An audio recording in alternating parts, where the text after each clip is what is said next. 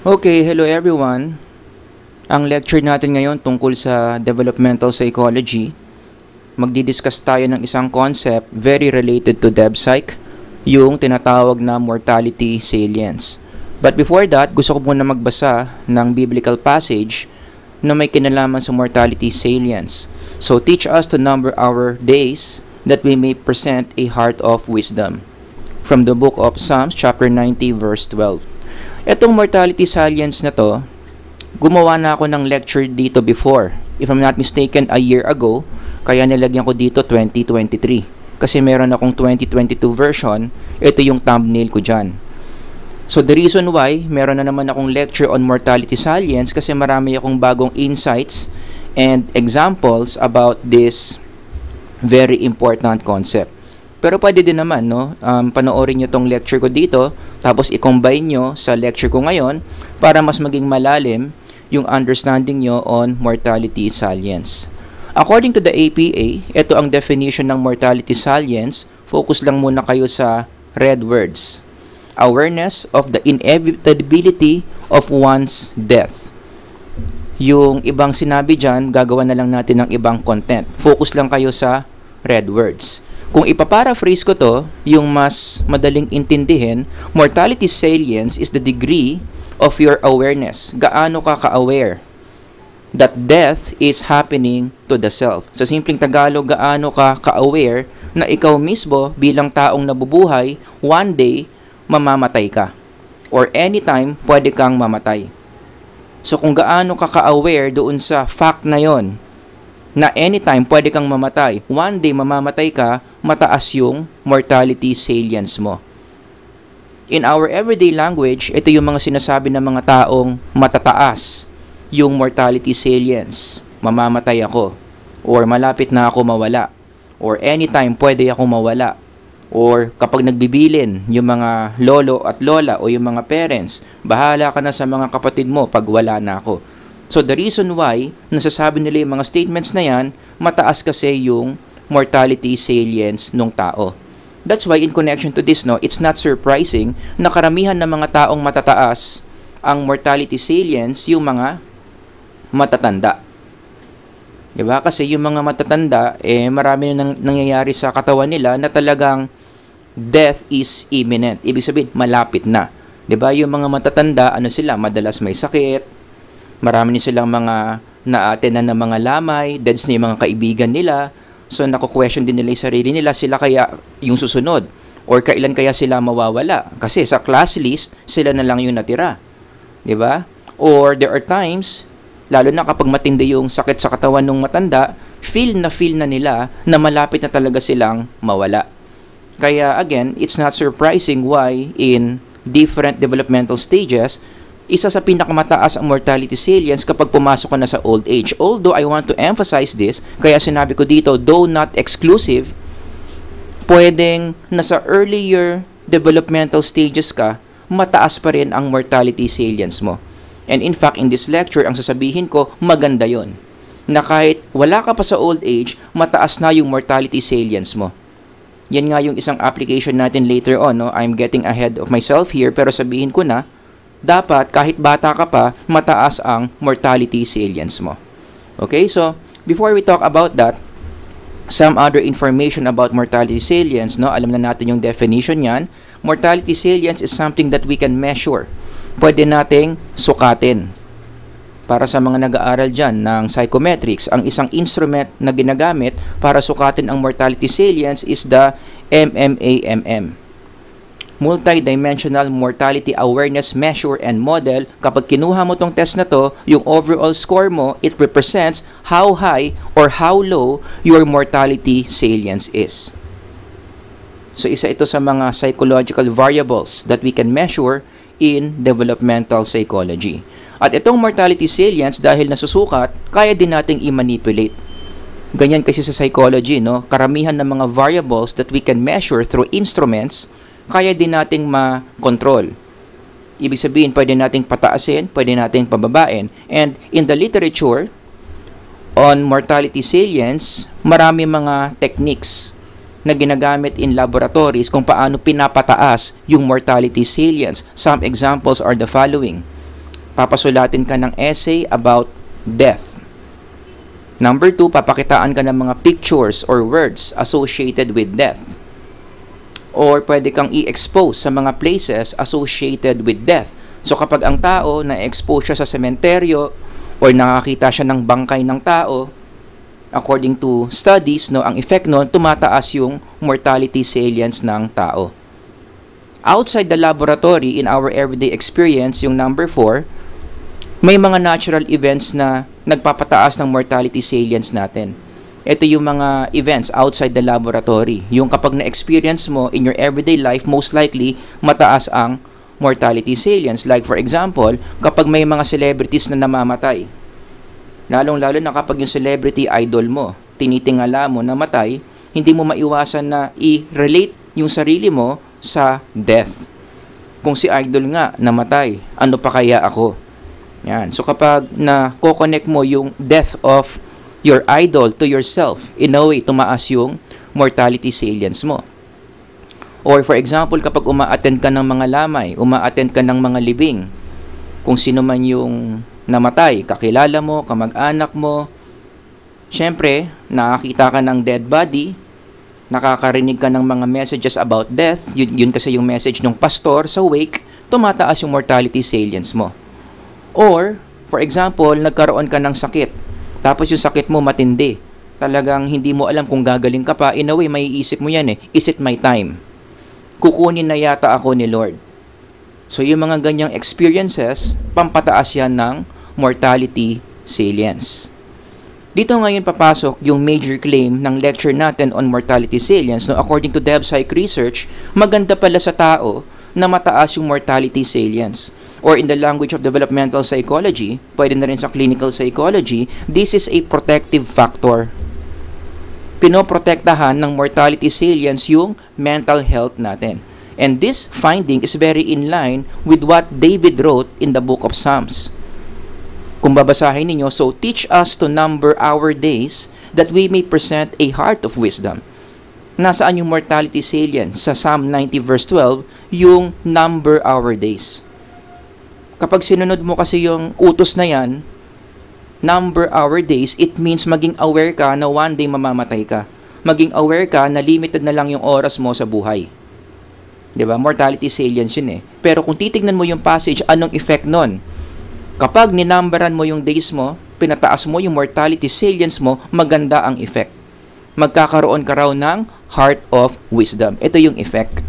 That we may present a heart of wisdom. Saan galing yan? Kapag pinataas mo yung mortality salience. And again, this is in line with DebPsych research which show na ang mga taong matataas ang mortality salience is a protective factor sa mental health. Ang tanong, bakit? Ano ba yung mga effects na magaganda sa psyche ng tao kapag mataas ang mortality salience? Let me present the following evidences. Number 1, kapag pinataas mo kasi yung mortality salience mo, sinabi mo sa sarili mo na one day, mamamatay ka, may oras ka din, nagkakaroon ka ng acceptance of reality. Kasi totoo naman yun eh. Lahat naman ng tao, mamamatay. Walang eternal na tao. All of us will die eventually. So, that's reality. You accepted it. Studies show it's good for mental health. In fact, isa yan sa mga elements ng self-actualization ni Abraham Maslow. Kung gusto mong mag-self-actualize, one of the steps, huwag mong i-deny yung mga realidad ng buhay. And one of the realities of life is one day you're gonna die. Kaya by accepting the reality of death, in a way, you are also self-actualizing, which is good for mental health. Tsaka kapag tinanggap mo yung reality of death, no, you are able to undo denial patterns of death. Which is, ito naman yung risk factor for mental health. Kabaliktaran, yung mga taong nagdi-deny ng death, studies show, ito yung mga tao na lumalagpak ang mental health. So when you accept the reality of death, maganda ang mental health. Kapag dinideny mo yung reality of death, pumapangit ang mental health. Now, I want to emphasize on the second bullet. Bakit? Ano ba yung mga expressions ng denial of death that leads to poor mental health? The following. Because you are denying death. Ano nangyayari? Nagkakaroon ka ng careless living. Ayaw mo kasing maisip na mamamatay ka eh. So ano ginagawa mo? Dinidistract mo yung sarili mo. But in the process of distraction, marami kang mga behaviors na ginagawa na hindi pala maganda na. Halimbawa, sexual promiscuity. Because you are denying death, you want to prove to yourself that you're still young, na mahaba pa ang buhay mo. Anong gagawin mo? You become sexually promiscuous. Kung sino-sino na lang yung kasex mo. Just to prove to yourself that you're still young. Just to help yourself forget the reality that you're gonna die. Ang problema, according to the literature, ang sexual promiscuity, risk factor yan sa human development. Baka magkaroon ka ng mga STDs na incurable na, lalong bababa yung quality ng buhay mo. O, some people, because they deny death, they take drugs. Natatakot sila sa idea ng death. So, para hindi nila maisip yon, magsashabu, magmamarihuana, at kung ano-ano pang mga illegal drugs. All because they don't like to accept the reality that one day their life is gonna end. Number 2, kapag dinedenay mo yung reality of death, mataas yung chance na nagkakaroon ka ng body dysmorphia. Kasi pag nakikita mo yung katawan mo, tumatanda, nakukulubot yung balat mo, humihina yung mga buto mo, tumataas yung anxiety mo. O, so anong gagawin mo? Papalitan mo yung katawan mo, gagawin mong mas bata yung katawan mo para bumaba yung anxiety mo. And that involves surgeries. Kaya may mga tao, they undergo unnecessary surgeries. Wala namang sakit, pero nagpapasurgery para lang ma-deny yung idea na tumatanda na sila. Gagawin nila lahat ng pagbabago sa katawan nila para lang magmukha silang bata. And if you read the literature on body dysmorphia, that's where it starts. It starts as small. Meron kang pinabago sa katawan mo na ayaw mo kasi parang tumatanda, pinabata mo, na-reinforce ka, lahat na ng parte ng katawan mo gusto mong pabatain. Hanggang sa wala na, nahook ka na doon sa proseso, you feel anxious na kapag wala kang surgery for the month. May body dysmorphia ka na. And number 3, materialism. Dinideny mo kasi yung death. So isa sa mga therapy mo para bumaba yung anxiety mo that you're gonna die, magsha-shopping ka na magsha-shopping. Pinapaniwalaan mo yung teaching of materialism wherein it convinces you that you are immortal. Yan kasi yung tinuturo ng materialism eh. Bilin mo lahat. And materialism makes you believe that you can buy everything including time. Diba? Kaya yung mga taong mataas ang materialism, if you read the literature, no, poor ang mental health. Yan pala yung explanation. Kasi sa kakabili mo ng kung ano-ano, nagkakaroon ka ng ilusyon na pati yung time kaya mong bilhin. When in fact, that's a lie. Nobody can buy time. Lahat tayo merong fixed, limited time in this world. So yung time na i-spend mo dito sa mundo, eksaktong-eksakto kung gaano karami yung binigay sa'yo ng creator mo. O, diba? So, yan yung reason kung bakit kapag dinideny mo yung death, nagiging poor yung mental health mo. O kaya nga, yung kabaliktaran yan, yun yung tinuturo ko, acceptance of reality. Paano ka makaka-accept of reality kapag pinataas mo yung mortality salience mo? Number 2, kapag mataas ang mortality salience sa mga tao, nagkakaroon sila ng better choices of relationships. Ibig sabihin, they spend more time with people who really matter to them. They spend more time with people na maganda ang epekto sa well-being nila. Nagiging choosy na yung mga tao kapag alam nilang limited na lang yung time nila. They would spend time with people na maganda ang epekto sa kanila. Family nila, mga best friends nila, close friends, husband, wife, mga anak, mga apo. Wala na silang time sa mga fruitless relationships.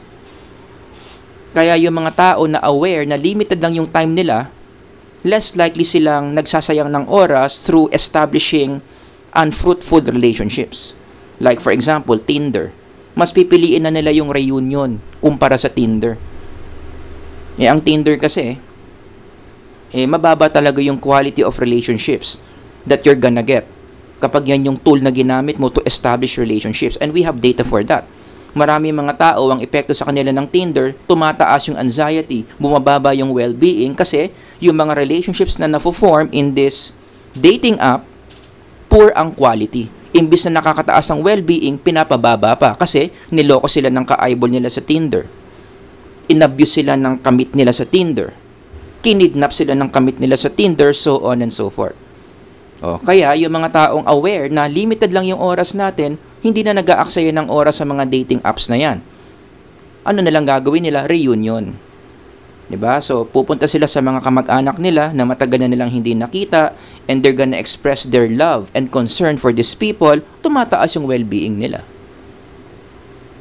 Number 3, kapag maganda o mataas yung mortality salience mo, you also have better choices of activities.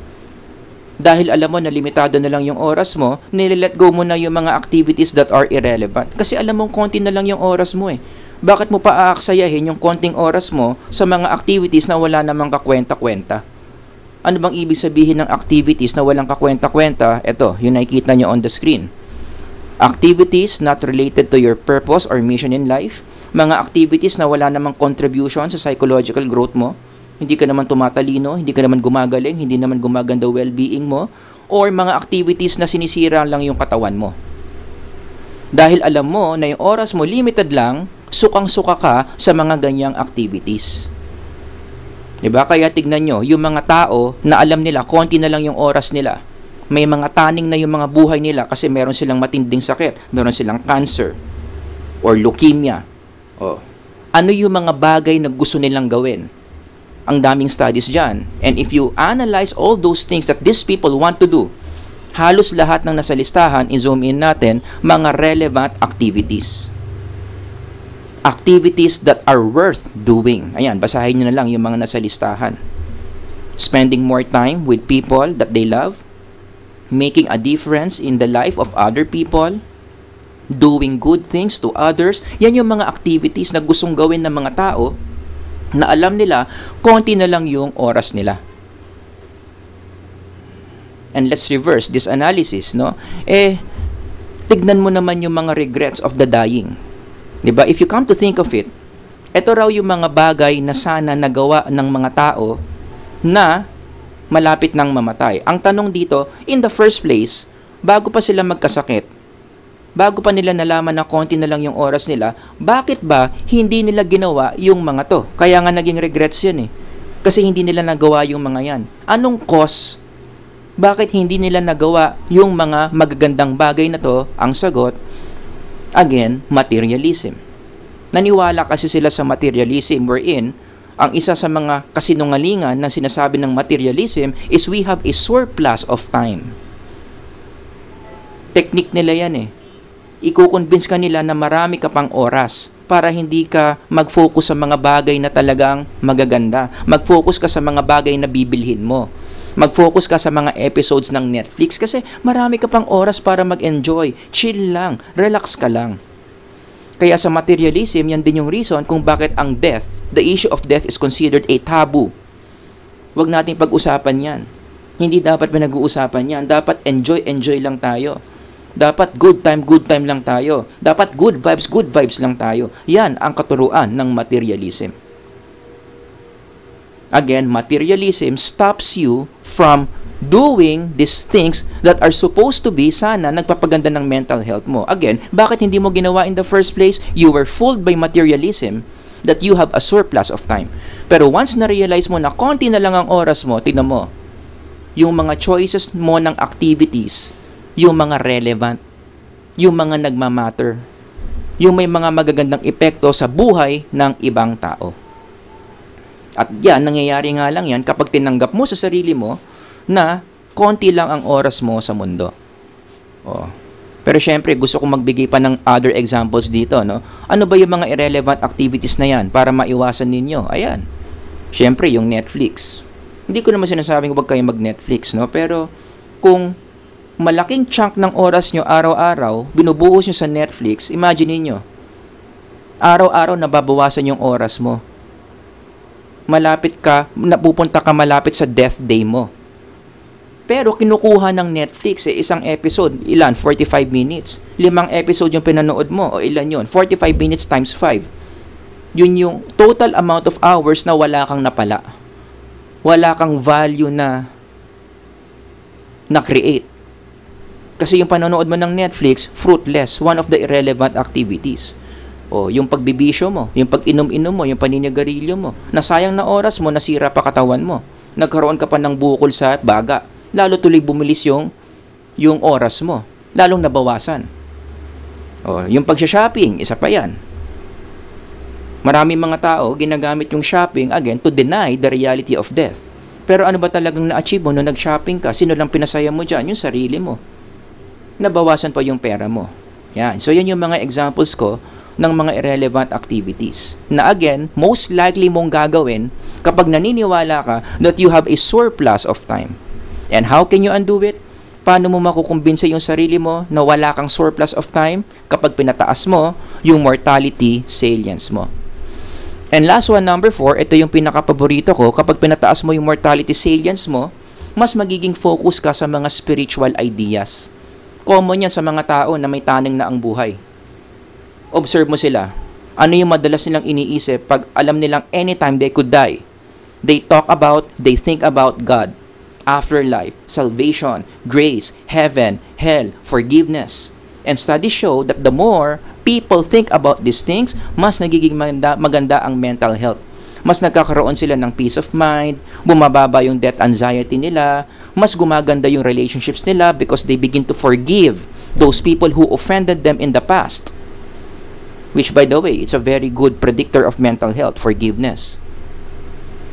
So, iniisip nila, mamamatay na rin lang naman ako, konti na lang yung time ko sa mundo, ayoko mamatay ng may sama ang loob. So, lahat ng mga taong nanakit sa akin, lahat ng ex ko, lahat ng mga may utang sa akin, pinapatawad ko na so I can go in peace. O, gumanda yung mental health niya.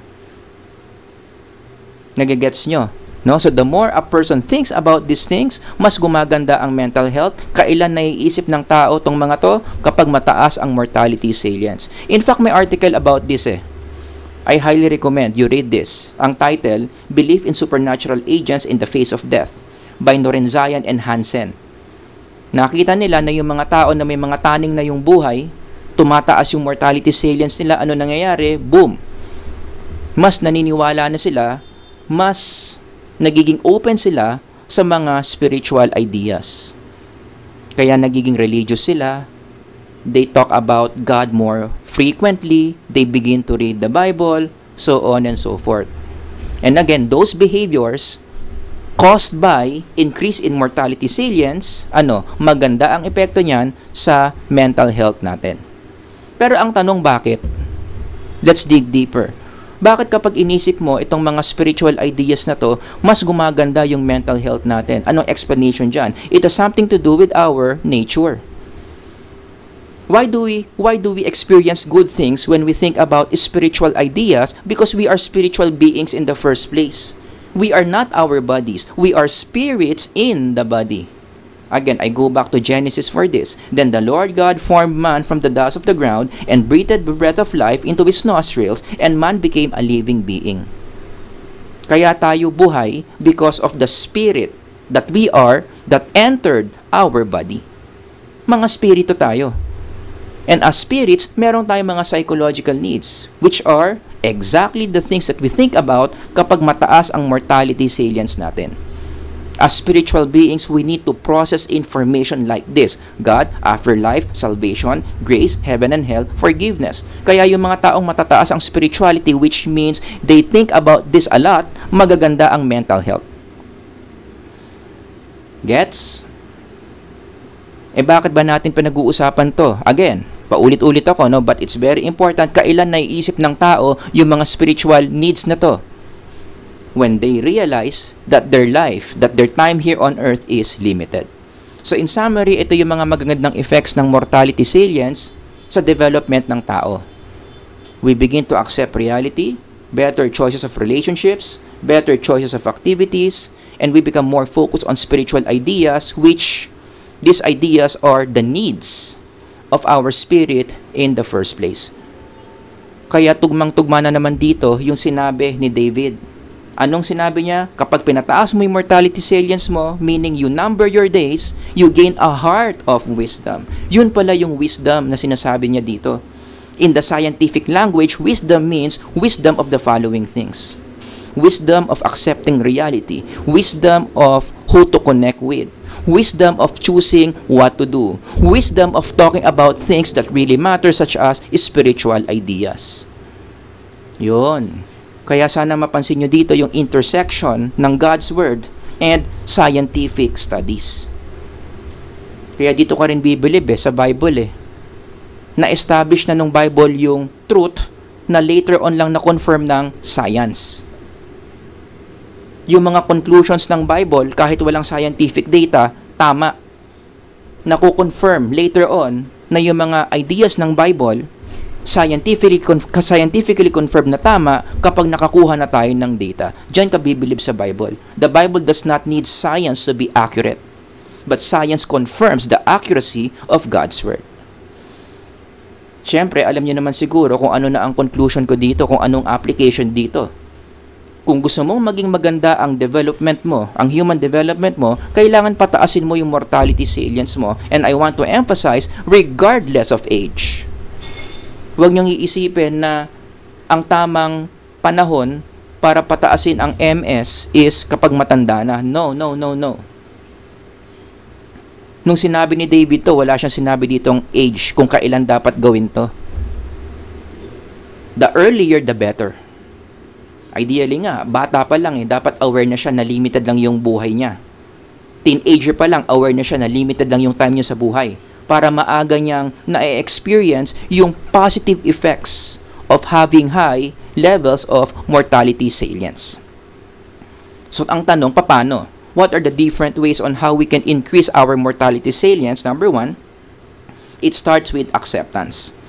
Tanggalin nyo na sa isipan nyo yung kasinungalingan na inattach sa atin ng popular culture that we have a surplus of time. Especially young people listening right now. Meron kayong ganyang illusion. Conclusion nyo, matagal pa kayong mamatay. Bakit? Kasi adolescents pa lang kayo. Take note, maraming mga tao, infancy pa lang, wala na. Childhood pa lang, wala na. You cannot be sure na aabot ka ng old age. Di ba? So, accept the fact that anytime you can go, your time is extremely limited. Yan. Oras na ma-realize mo yun, tataas ka agad ng mortality salience. Number two, you visit sick people para ma-realize mo how fragile life is. Minsan kasi kaya mababang mortality salience mo, may illusion ka na ang katawan malakas. Generally, lahat ng sakit kayang ma-overcome ng katawan. Humanap ka ng mga taong hindi na kinakaya ng katawan. Hindi nga sila sigurado kung mabubuhay pa sila today.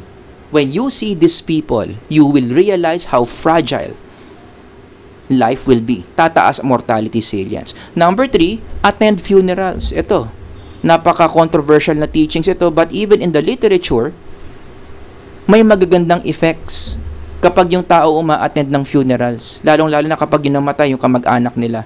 Pero nag-a-apply din to kahit hindi mo kamag-anak. Punta ka lang. Bakit? Mariremind ka how short life is and how blessed you are that you are still alive, which will increase your mortality salience. Number four, another controversial teaching, pero nasa literature din to, you visualize your own death. The more you think about yourself dying one day, tumataas ang mortality salience, gumaganda, nagkakaroon ka ng mga positive effects of mortality salience.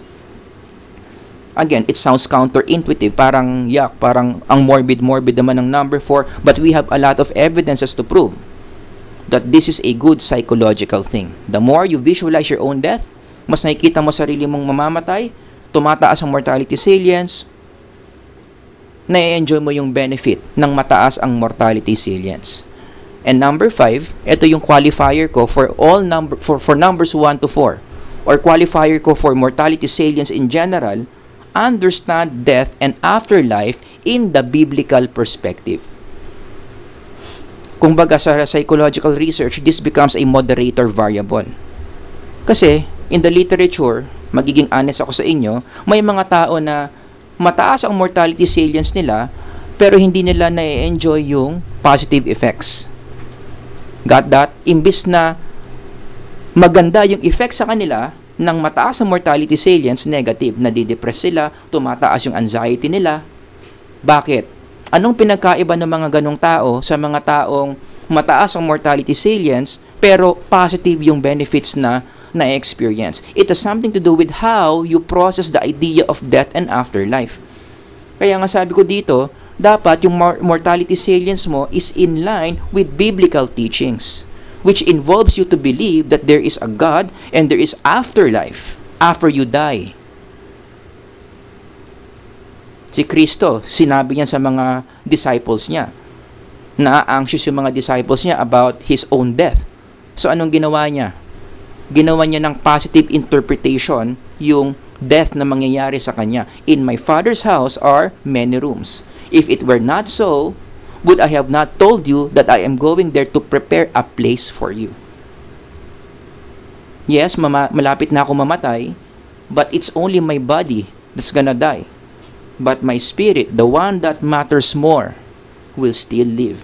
And in fact, that spirit, I'm going to prepare a place for you, and my spirit will go back to my body and rise 3 days after my death. Yun. Yan yung pagbaba, yan yung attempt ni Jesus para positive yung take ng mga disciples niya sa kamatayan niya. O diba, kapag ganyan yung pananaw mo sa death, that it's not the end of everything, in fact, it's the start of something so great, because finally, malapit ka doon sa creator mo na gumawa sa'yo in the first place, doon mo ma-experience yung magandang effects ng mortality salience. Eh kung yung pananaw mo ng death kasi is pang atheist version. Ano ba yung atheist version? Pag namatay ka, that's it. Magiging lupa ka na lang, nakakainin ng mga hayop, gagawin kang fertilizer, so on and so forth. Wala ka talagang hope for that. Kaya ka takot mamatay. Ang tawag kasi dyan, total annihilation. Wala kang existence after your physical death. That's it. That's all for you. Nakakatakot talaga yun. If you process mortality salience that way, the atheism version, ano mangyayari? Tataas talaga yung death anxiety mo. Kaya nga babalik tayo sa definition ng mortality salience eh. Isang negative effect yan ng mortality salience.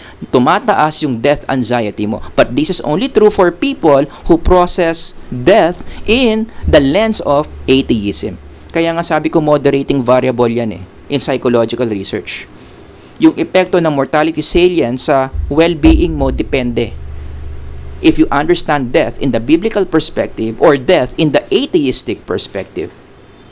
Eh, syempre naman, siguro gusto nyo yung positive effects ng mortality salience, right? So, anong dapat nyong gawin? Pag-aralan nyo yung death. Pag-aralan nyo yung afterlife using the biblical perspective. Listen to what Jesus said about death, about afterlife. And, ipasaturate nyo, tunawin nyo sa mga awareness nyo. Tignan nyo. Mababawasan yung death anxiety ninyo. And you will have no problem applying mortality salience. May enjoy nyo yung positive effects. Alright? So, sana marami kayong natutunan tungkol sa mortality salience at kung paano pagandahin ang human development using this concept. Kung meron kayong mga questions, examples, or some other suggestions kung anong topic ang next natin gagawin, ilagay nyo lang dyan sa comment section. Sir Howard here. Until next time, God bless everyone. Bye-bye.